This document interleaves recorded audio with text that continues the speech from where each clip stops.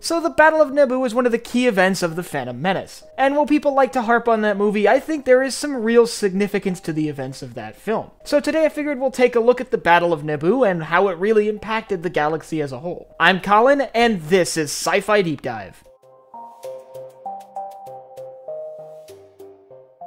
Remember, if you enjoyed this video, to head down below and hit that subscribe button. So the Battle of Naboo obviously saw the Trade Federation versus the people of Naboo, and was one of the greatest triumphs for the people of Naboo throughout their history. It started with a dispute over trade regulations that ultimately led to a Trade Federation blockade of the planet, and when the blockade failed to force Naboo into capitulating, the Trade Federation carried out an invasion of the world. Now, they were able to quickly overtake local forces and gain control of the system, however, they legally did not have control of the planet without the consent of the leadership. So their primary objective became to capture the Queen and legalize their occupation. Meanwhile, the Queen would flee the planet and head to Coruscant, where she would make an appeal to the Galactic Senate, and would ultimately end up returning to Naboo to lead an uprising against the Trade Federation occupation. This uprising would make use of a handful of Naboo Royal Guard starfighter pilots, who would attempt to destroy the droid control ship in orbit, and a Gungan army which would distract Trade Federation occupation forces so the pilots could make it to their starfighters and get up into space. Ultimately, it would end with the destruction of the droid control ship and the shutdown of the droid army on the planet. It would also end in the arrest of Nute Gunray and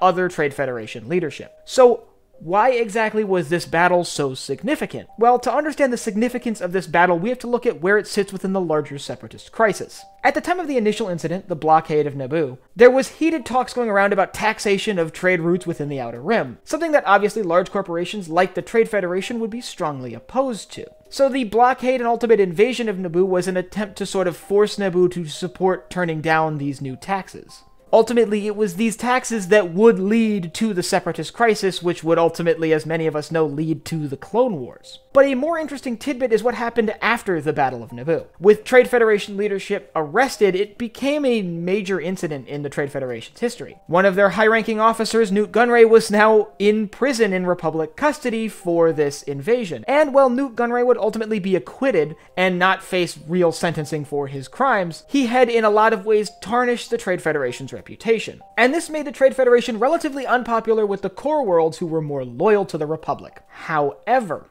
in the Outer Rim, it was basically the opposite. The Trade Federation was seen as these liberators that had stood up to Republic oppression and tried to force their way into preventing these new taxes, which were remarkably unpopular in the Outer Rim. And even among worlds loyal to the Republic, the invasion of Naboo and the Republic's response to the invasion of Naboo had really shaken people's confidence in the Republic as an institution. You see, when the Queen of Naboo had addressed the Republic Senate, they had decided to host a committee to attempt to decide whether an invasion had actually taken place. This would take months and leave the people of Naboo suffering for far longer than they had to. This is why the Queen of Naboo decided it was quicker to go back home and simply lead an uprising. This left a lot of worlds feeling abandoned by the Republic. They were sort of questioning whether the Republic would come to their aid if they really needed it. After all, here you have a very public example of a world that really needed help that couldn't get it from the Republic. And that lack of confidence would lead more and more worlds to question their place within the Galactic Republic. And combine that with some of the extreme rhetoric coming from hardline Separatist supporters, and you end up with quite a few systems who are willing to abandon the Republic. But there is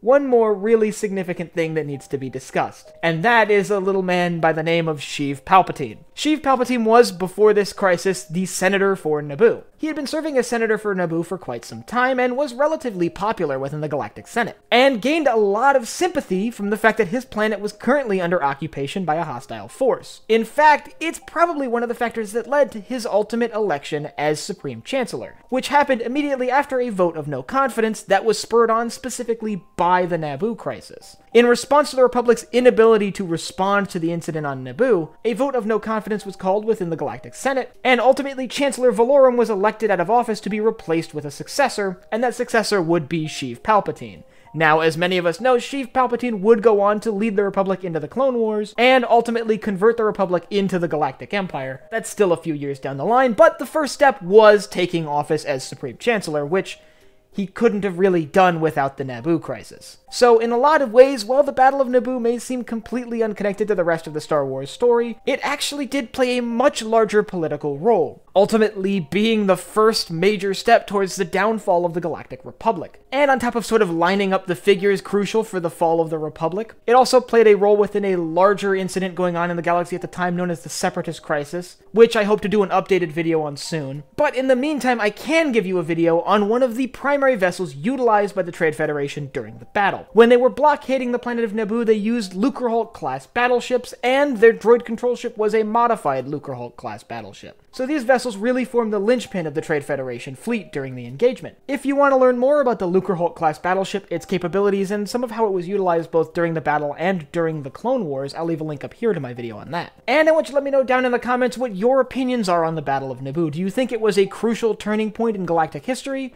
or do you think it was something that would have been better left to a book or a side story? And last but not least, if you enjoyed this video, head down below, hit the like button, the subscribe button, and the bell icon so you get notified when I upload new videos. So for Sci-Fi Deep Dive, I'm Colin, and I will see you next time.